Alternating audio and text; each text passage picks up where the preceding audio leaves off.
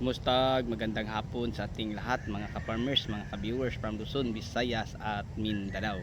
Welcome back sa ating panibagong video, panibagong kaalaman na naman dito lang sa Ka-Amazing Farming. Okay, so sa hapong ito mga ka-farmers, ang pag-usapan po natin ay patungkol po sa ating tanim na ampalaya, kung ano po ang ating ginagamit. So kung isa ka pang baguhan at wala pang alam mga ka-farmers, alamin natin sa ating kwentuhan kung ano po ang mga kailangan ihanda sa ating pagtatanim po ng ampalaya. Okay, so bago natin umpisahan mga ka-farmers, mega love shoutout po sa lahat nating mga audience, sa lahat nating mga subscriber, sa lahat nating mga viewers na mahilig sa gintong usapin about farming. Hingi naman po ako ng isang favor sa inyo, kung pwede lang paki-subscribe na lang po at paki-comment na po kung ano man ang ipapagawa nyong mga video para magawa na po natin ng content. Okay, so ang pag-usapan natin mga ka-farmers yung mga pangailangan sa ating ampalaya bago natin umpisahan ang ampalaya farming. Mas maganda alam natin kung ano ang dapat nating ihanda. Okay, so ngayon mga ka-farmers, uulitin ko, magandang hapon sa ating lahat at mega love shout out sa mga audience ko, mega love shout out sa mga subscriber ko, viewer, sharer at commentator. So hindi na natin to patagalin pa, umpisahan na po natin ang mga pangailangan po ng ating ampalaya bago umpisahan natin ang ampalaya farming. Okay, so mga ka-farmers, kung halimbawa ay mayroon kang isang hektaryang taniman ng ampalaya, ang kailangan natin dyan mga ka-farmers, una para malaman po natin yung lamprey. Okay, so ang pag-lamprey mga ka-farmers pinakamahalaga nga gawin sa dalawang bisis. Halimbawa ay nagpapatraktura ka sa first week ng January. Pagkatapos mo malamfrey mga ka-farmers, after mga 2 weeks parang maganda ang kinalabasan, pwede ka na magpunla. Okay, pag nasa ang edad ng punla mo ay nasa mga 4 na araw, pwede ka nang magpa-araro uli sa pangalawa. So kung tinatraktor sa isang basis, yan ang pangalawa.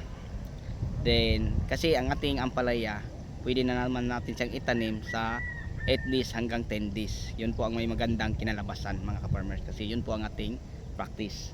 Okay, so yun po mga ka-farmers. Tapos ang isang hektarya, kayo na mga ka-farmers, ang kasi hindi magkapareho. Ang renta merong 2,008 per hectare sa may-ari na ang may 3,500. Depende mga ka-farmers kasi magkaiba po ang policy. Okay, sa amin probinsya, sa probinsya ng Zamboanga del Sur, 2,800 per hectare. Tapos sa amin ang diesel. Kung nalambawa mga ka-farmers, meron akong 4 na hektarya na ipaararo. So ang diesel na mauubos ko na sa mga 5,000.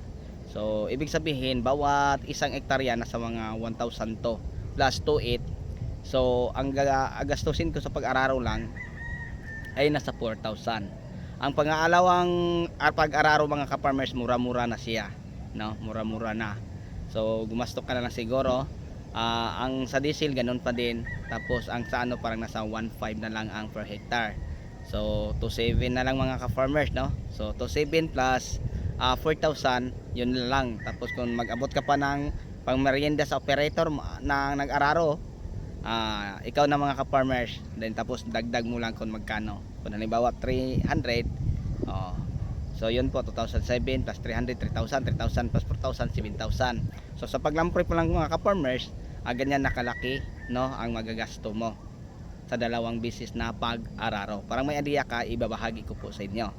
Okay, then kung halimbawa mga ka-farmers, renta sa amin sa probinsya sa Mindanao, sa Zamboanga del Sur, sa Mindanao, may 5 hectares na 30,000. So bawat hektarya 6,000, marapit sa kalsada. May pag-usapan lang natin ang per hectare, merong 5,000 per hectare, merong 7,000, mga depende din mga ka-farmers. Ang pinakamataas na renta ko sa isang hektarya sa amin 7,000 lang. Pero dito sa Batangas meron tayong narintahan mga ka-farmers, nakuha namin yung Selby pangalawa or expand natin dito sa ating tinataniman, ay nasa 22,000 isang taon. Okay na yun mga ka-farmers, kasi malapit naman sa kasada, tapos may tubig.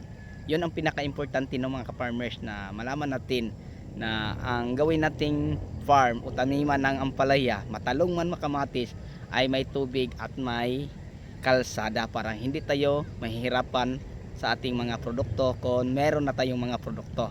So yun po, no, mga ka-farmers, mga ka-viewers. Okay, ilang seeds po ba ang kailangan nating ihanda?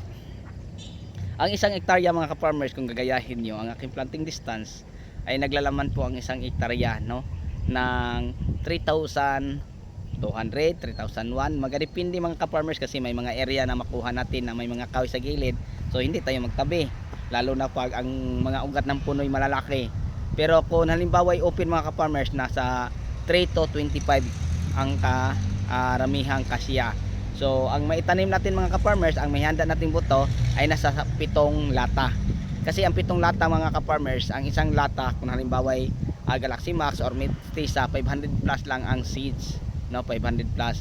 Tapos hindi lahat natin maitanim. Kung meron kang 500 seeds sa isang lata, ang maitanim natin sa bawat lata na sa mga 470 hanggang 485 lang. Kasi kahit sabihin pa natin na hybrid siya, 87% germination lang. So ibig sabihin merong natirang 30%, mga ka-farmers. So hindi perfect, hindi 100%, no? So yun lang po, no, mga ka-farmers, mga ka-viewers. So ang ihanda pala natin kung magtanim tayo ng ampalaya na isang hektarya, 7 lata lang pala.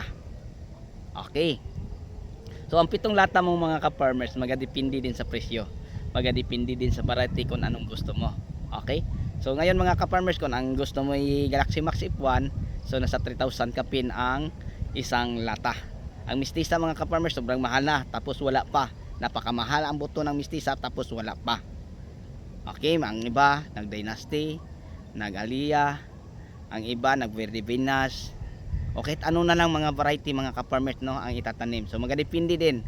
So kung pag-usapan natin ang mga seeds na galing Swiss, napakamahal kasi palagi tayong ang ginagamit natin palagi din, mga ka-farmers, at timbukirin ay mga seeds ng galing Swiss kasi kita natin ang kalidad, ang quality, no? So yun po, ng mga ka-farmers.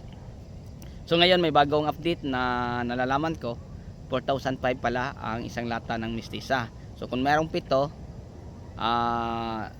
siguro, mga ka-farmers, kung mayroong 7 lata times 4,500, magkano na, mga ka-farmers?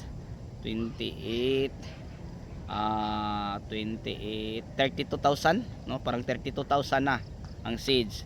So sa pag-lamp flip mo at saka sa renta mo plus sa seeds pa, magkano na, mga ka-farmers? Ang seeds 32,000. Okay? Tapos ang renta mo ay halimbawa 22, magkano na?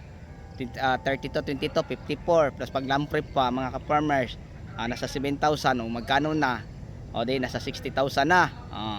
Tapos, mga ka-farmers, meron pa tayong mga pangailangan dyan, tulad ng yung mga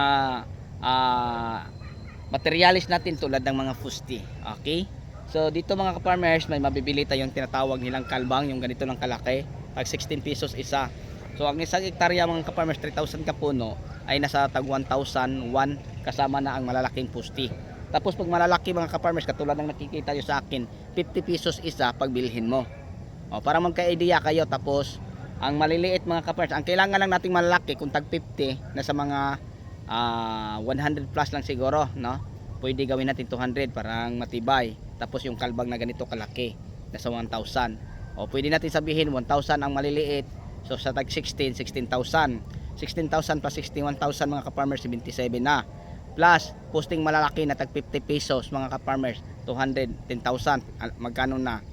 So nasa 89 na. So yun na po, no, mga ka-farmers, no, mga ka-viewers, ang inaabot mo. Tapos kailangan pa natin ang tie wire. Ang isang hektarya makakaubos din ng 8 rolyo. Bakit sa tie wire ang sinadjust ko, mga ka-farmers? Kasi subok ko na pong matibay ang balag natin. Pag tie wire ang gamit natin, hindi yan basta-basta mapuputol, kasi number 12 at saka number 14. Ang simula sa isang gilid papunta sa isang gilid, mga ka-farmers, ang ating ginagamit ay number 12 na tie wire, no? Tapos ang simula sa isang dulo, sa linya papunta sa isang dulo, mga ka-farmers, mga ka-viewers, ang ginagamit natin number 14. Ang brand po, galvanized. Bakit galvanized po ang inisinadjust ko sa inyo? Kasi napatunayan kung hindi kakalawangin. Dahil meron na po tayong nasa tag 25 years, 28 years na po na mga tie wire na hanggang ngayon napakinabangan na pa po natin, mga ka-farmers. So ganyan katibay ang tie wire kaysa ating gagamitin yung black twine na 1 ply, 2 ply, 3 ply. Pag may bagyo mga ka-farmers tapos marami pang bunga, diretso siyang bagsak, no? Hindi katulad ni mga ka-farmers, napakatibay po. So yung una natin tanim din nadaanan ni bagyong Christine, nadaanan tayo ni bagyong yung pangalawang malakas mga ka-farmers. Sa awa ng Diyos hindi po bumigay o bumagsak ang ating pananim na ampalaya. Nasa time na yon ay napipitasan pa natin ng 4,007 ang isang hektarya. Isang harvest lang ang 4,007. So imagine kung gaano kabigat mga ka-farmers, no? Ang dalang mga bunga sa ating ampalaya na binagyo.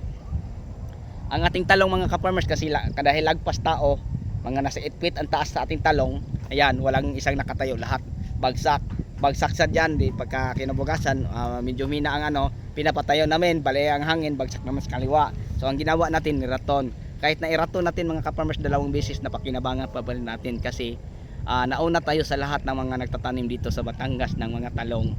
Kasi pag magpunla antayin pa natin punla at saka pagbunga, nasa sa mga 72 hanggang 76 days bago kayo makaharvest. Pero pag iraton natin mga ka-farmers, 27 to 30 days makakaharvest ka. So nakakauna ko sa kanila isang buwan. So ang isang buwan mga ka-farmers, meron na tayong 8 harvest. So yun po, no, maganda ang presyo na abutan natin, no, sa ating talong na nabagyo. Okay, so balik tayo mga ka-farmers, no, sa isa-suggest kong 8 rolyo. So nasa 89 na tayo. So ang 8 rolyo mga ka-farmers, nagadefindi din, may 3,500, may 4,000 ang isang rolyo. So doon tayo sa 4,000, tapos 8, 32 plus 89 mga ka-farmers, magkano na? Parang 131,000 na, no? Ano na yun mga ka-farmers, so 131,000. Tapos need natin ang isang hektarya. Kung Atlas plant kagaya sa akin, yun lang, kasi yun po ang kadalasan kong ginagamit, makakaubos tayo ng 18 to hanggang 20. So 20 lang mga ka-farmers sa halagang tagto 20. So nasa to 20 4,008, no? Nasa mga ganyan mga ka-farmers. 4,000 is sa ating Atlas flat twine. Yung istro natin pantali sa dagba, tulad yung nakikita nyo, yung nakabalagbag na kawayan, bili lang tayo ng 2. So yun po, no, ang ating twine. So ano na, 135 plus ating fertilizer. Okay, then insecticide, fungicide at saka foliar. So meron na tayong 135 na gasto sa isang hektarya na ating nabanggit. Hindi pa kasali si fertilizer, hindi pa kasali si insecticide, hindi pa kasali si fungicide at saka si foliar. Okay, so ngayon mga ka-farmers, ang ihanda natin na pangputing dyan, pwede tayo bumili ng 2 sako lang na Unique 16. Okay, tapos mga ka-farmers, bibili tayo dahil ng 2 mega multiplan vitamin. Okay, tapos 4 na bag na Dufus, 4 na Walker Sim granule. Yun po ang ilahok natin mga ka-farmers kon isang hektarya. Okay, tapos ang isang Unique 16 mga ka-farmers, mabibili natin sa 2,550. So kung 2,550, 5,000. Ang ating mega tagtuto 4,004. So 9,400. Ang ating Dufus tag 650 kung apat, 24, 25, 26, 26, 94, 11, 11, no? 12, 94, 26, 12,000 plus Wukosim granule tag 800 trito 15,000. So 15,000 plus 135 mga ka-farmers, 160,000. So yun po mga ka-farmers ang palagi kong sinasabi sa inyo. Kung meron kang 160,000, pwede na, no? Tapos ang insecticide, fungicide pa. So ang insecticide, fungicide mga ka-farmers, kahit mag-budget pa tayo, kasi ang dito sa na-experience ko, nasa hanggang 220,000 per hectare, no, makaka-harvest ka na, except sa tao na nag-aalaga. Pwede meron kang 2, pangatlo ka, no, 3 tao sa isang hektarya ng ampalaya, sa harvest ka lang magdagdag.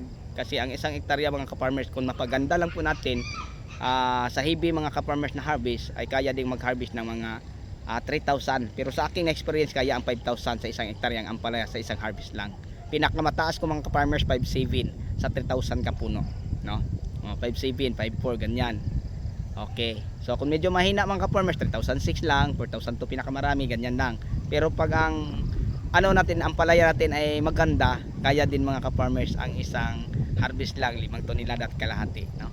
5,500 kilos kaya din, kasi nasubukan ko na hindi isang bisis kundi marami ng bisis sa loob ng marami na pong taon sa ating pagtatanim ng ampalaya. Alam niyo mga ka-farmers na almost nasa mag 30 years na siguro tayo sa ampalaya, kasi ang una kong nasanayan pagtatanim yung pagtatanim po ng pichay bago yung mga ah, ano po, high value crops na mga ano po, vegetable tulad ng mga talong, okay, kamatis, ampalaya. Okay, so yun po mga ka-farmers, no, mga ka-viewers, ang mai-share ko sa patungkol dyan. So ang 220,000 pesos mo, pwede ka na mag-umpisang magtanim ng ampalaya. Tapos ang tao hindi pa kasali dyan. Pero mga ka-farmers, alam nyo, share ko lang po, lalo na sa balag tanim, madali lang po itong mabawi at ma-recover. Bakit? Ilan ba ang kilo ang makuha natin sa isang hektaryang ampalaya?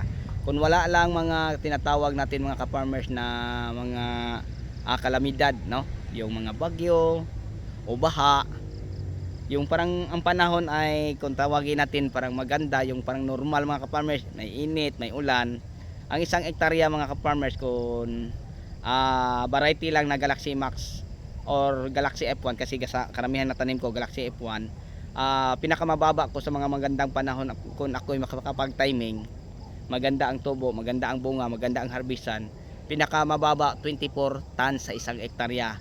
Maraming bisis ko na naabot ang 27 tons no bawat hektarya. So yun po no mga ka-farmers. Sa Galaxy Max pinakamataas ko mga ka-farmers isang hektarya hanggang 21 lang ako. Kadalasan nasa 16-18 tons lang. Okay, kung doon tayo magbase mga ka-farmers sa Galaxy Max or sa 16 o 18 tons ba, kung halimbawa kung meron kang 16 tons sa isang hektarya, max mga ka-farmers tag 50 lang ang kilo, may 900 ka, di ba? May 900,000 ka kung tag 50 lang ang kilo. Kung tag 40 may 300 ka. O, kung tag 30 may 600 ka. So parang ganyan mga ka-farmers, no? So magadepende mga ka-farmers sa presyo ng mga gulay.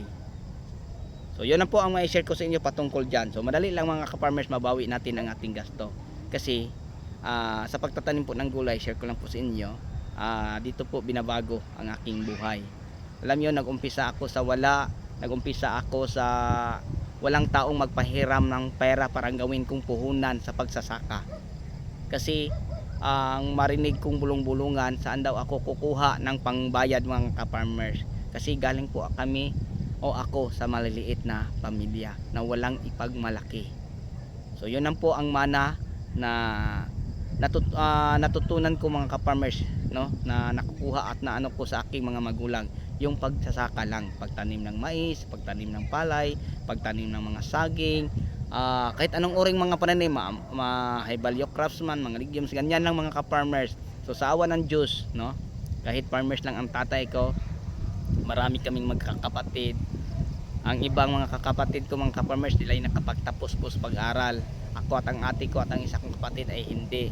So meron akong tatlong kapatid na nagtuturo, may isang maestro, may isang pulis. Then ako mga ka-farmers, farmer din, at saka yung ate ko. So sa awa ng Diyos mga ka-farmers, kahit farmers lang, kung pag-usapan naman ang income, kahit farmers lang ako, sa akin pa din sila pumunta para manghiram ng panggasto. Kuya Manoy, pahiram ng pera kasi kailangan sa bahay ko, pang siling, pang ano, ganyan ganito.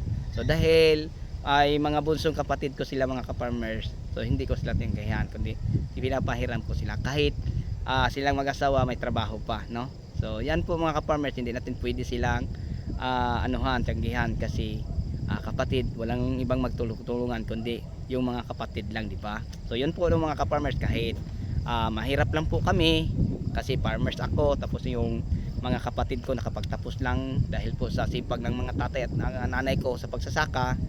So ako mga ka-farmers, bilang isang pinakapanganay na anak na lalaki, ako po ang tumutulong po palagi sa gawaing bukirin. Kaya nga ako'y natuto, no, sa diskarte ng lolo, sa diskarte ng tatay. Hanggang ako ngayon mga ka-farmers, hanggang ang anak ko. So walang sumusunod sa apak kong siguro mga ka-farmers, kasi ang isa kong panganay ay nagkurso po siya, ay automotive. Ang pangalawa ko mga ka-farmers, parang agri siguro, pero ang gusto niya yung sa dairy farm, yung mag-aalaga ng baka. So yun ang gusto niya mga ka-farmers. Si Bunso naman, alam ko, iwan ko kung ano ang gusto niya. So yun lang po mga ka-farmers, no, mga ka-viewers, na ang pagpa-farming pala may pera basta alam lang po natin. Kasi lamang po ang may alam po mga ka-farmers pagdating po sa pagtatanim ng kahit anong uri ng mga gulay, no? So hanggang dito na lang po tayo siguro mga ka-farmers, mga ka-viewers, hindi na natin to patatagalin pa. So maraming salamat po no sa inyong pagsama sa ating kwentuhan kung ano ba ang mga pangailangan natin sa pagtatanim ng ampalaya. So yun po mga ka-farmers. So kung meron tayong ganyan kalaking budget, 220,000, pwede na umpisan ang pagtatanim. Kasi yun po ang mga pangangailangan mga ka-farmers based sa ating na-experience sa mga pangunahing bilihin na napakataas. Okay, so hanggang dito na lang po. Maraming salamat. God bless and happy watching. Bye-bye na po. So abangan nyo lang no ang mga video tutorial natin na ina-upload sa susunod nating mga video. Hanggang dito na lang. Maraming salamat. God bless at mabuhay po tayong lahat. Bye-bye po. Thank you.